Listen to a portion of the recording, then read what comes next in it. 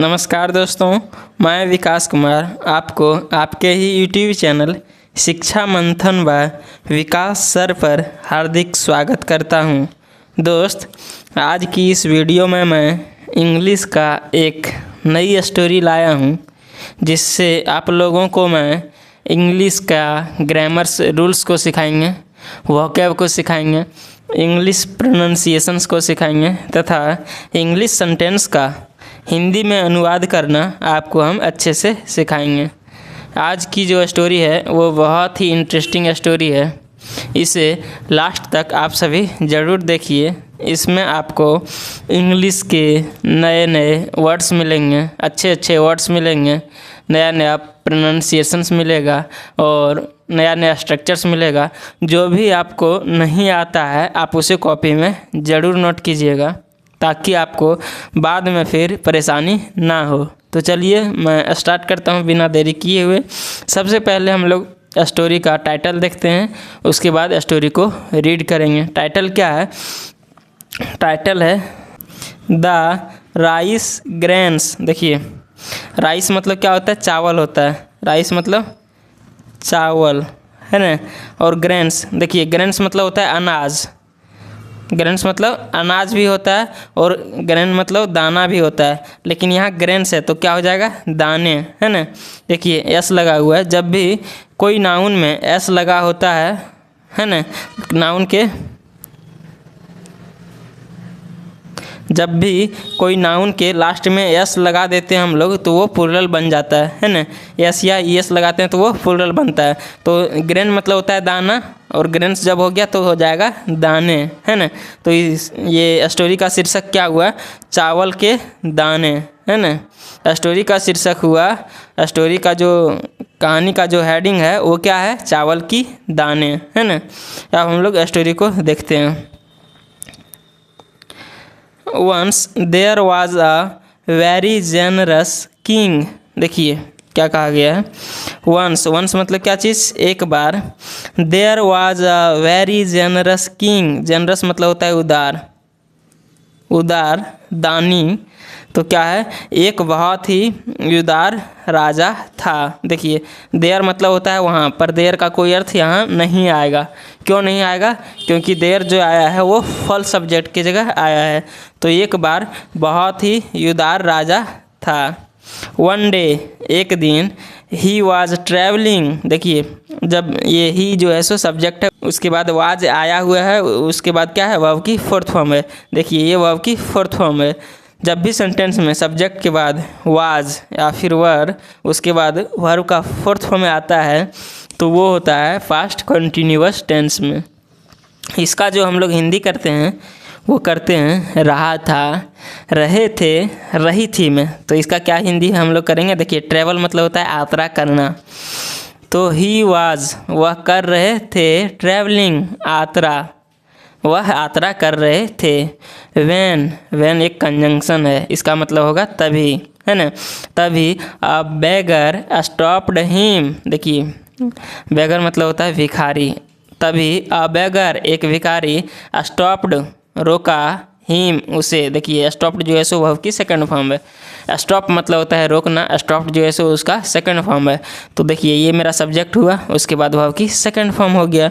तो जब भी सेंटेंस में सब्जेक्ट के बाद वर्ब की सेकंड फॉर्म आता है तो वो होता है सिंपल पास्ट टेंस का अफर्मेटिव सेंटेंस, है ना। इसका हम लोग हिंदी करते हैं, वो क्रिया के अंत में लगाते हैं ता था, ते थे, ती थी या फिर या ये ई। तो क्या है? अ बेगर एक भिखारी स्टॉप्ड रोका हिम मतलब उसे। द बेगर सेड भिखारी ने कहा। देखिए ये भी वर्ब की सेकंड फॉर्म है। से मतलब होता है कहना, सेड जो है सो उसका सेकंड फॉर्म है।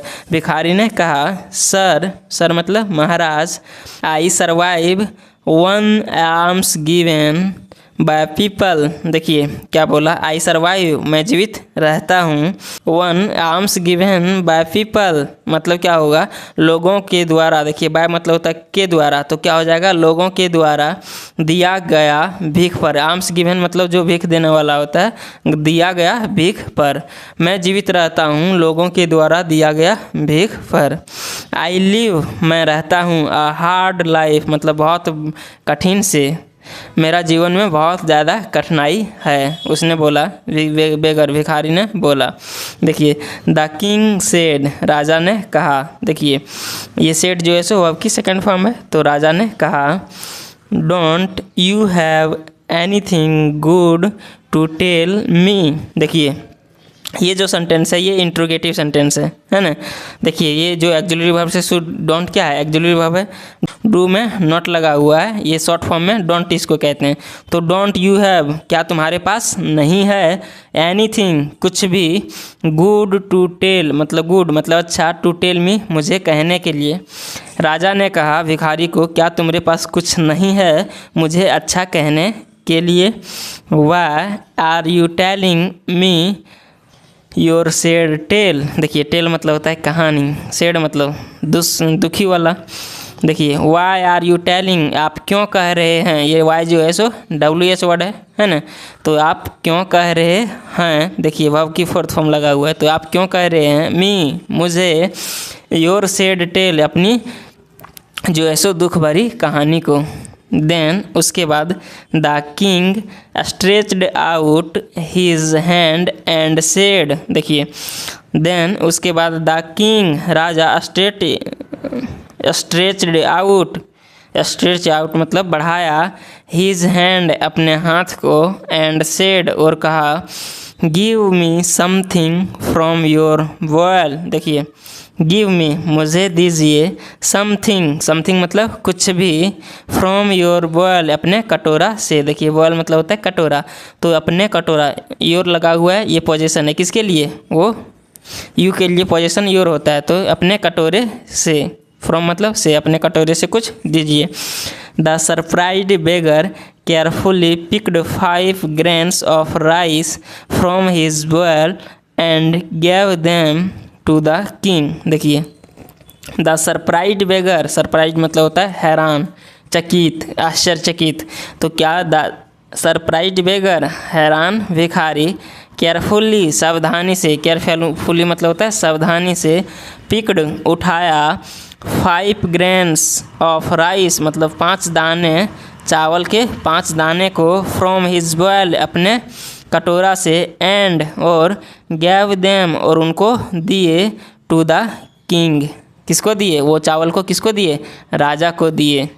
अपने कटोरे से 5 दाने चावल को उठाए और उन्हें वो राजा को दे दिए, है ना। नेक्स्ट देखते हैं कहानी क्या है। देन, देन मतलब फिर उसके बाद। देखिए देन और देन, एक होता है THAN और एक है THEN। THEN का मतलब होता है उसके बाद या फिर भी, और THAN का मतलब होता है तब, है ना।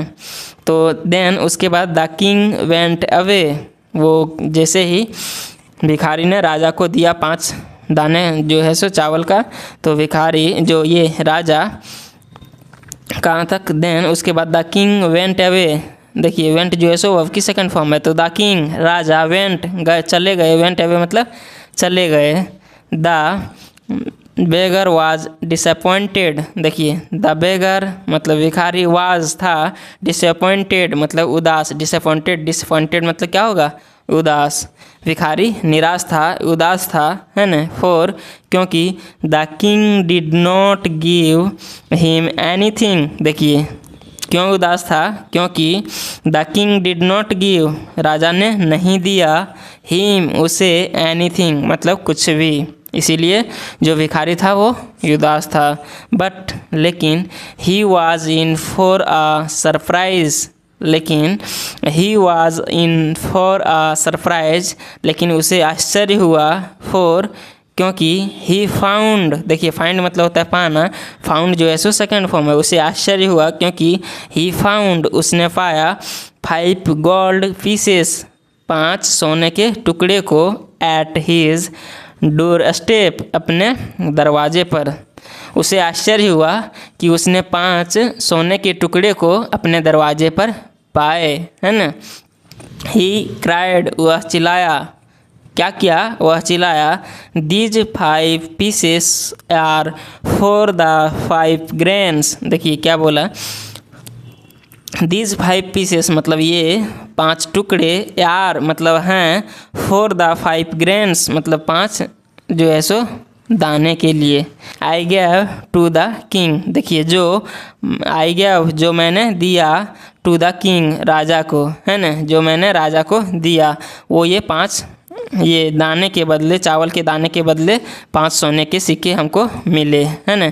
If only I would have given him my whole bowl of rice I would have got many gold pieces. देखिए इफ़ ओनली, जब भी सेंटेंस इफ़ ओनली से शुरू होता है इसका मतलब होता है वो अगर वाला, उसको इफ़ ओनली का मतलब होता है अगर, अगर, है ना। तो ये क्या होगा, इफ़ ओनली अगर, आई वुड हैव गिवन मैंने दिया होता, हिम उसे, my whole bowl of rice मतलब अपने कटोरे का, मैं अपना कटोरा का पूरा चावल को, आई वुड हैव गॉट तो मुझे मिला होता, मैनी गोल्ड पीसेस मतलब कई सारे सोने के टुकड़े। यदि मैं पूरा कटोरा वाला चावल उस राजा को मैं दे देता तो मुझे क्या होता, पूरा सोना का टुकड़ा मिलता, है ना, बहुत सारे मिलते। अब देखते हैं इसका मॉरल हम लोग। मॉरल मतलब क्या होता है, शिक्षा। इस कहानी को देखने के बाद इससे हम लोगों को क्या सीख मिला, है ना, देखते हैं मॉरल। मॉरल मतलब शिक्षा। ऑलवेज बी जेनरस, देखिए ऑलवेज मतलब क्या होता है, ऑलवेज मतलब हमेशा, सदैव, बी मतलब होना, जेनरस मतलब उदार, तो हमेशा सदैव उदार रहें, सदैव उदार बने या फिर हमेशा उदार रहें। तो दोस्त ये स्टोरी आप सभी को कैसा लगा, आप इसे कमेंट में ज़रूर बताइए। यदि स्टोरी से आप लोगों को कुछ सीखने को मिला होगा तो प्लीज़ मेरे चैनल को सब्सक्राइब कीजिए, वीडियो को लाइक कीजिए, वीडियो को दोस्तों के साथ शेयर कीजिए। मैं इसी प्रकार से रेगुलर एक नई स्टोरी, एक मॉरल स्टोरी को लाता रहूँगा और आप सभी को इंग्लिश सिखाने का, इंग्लिश का डर भगाने का पूरी कोशिश करूँगा। तो हम लोग फिर मिलेंगे नेक्स्ट वीडियो में, तब तक के लिए जय हिंद।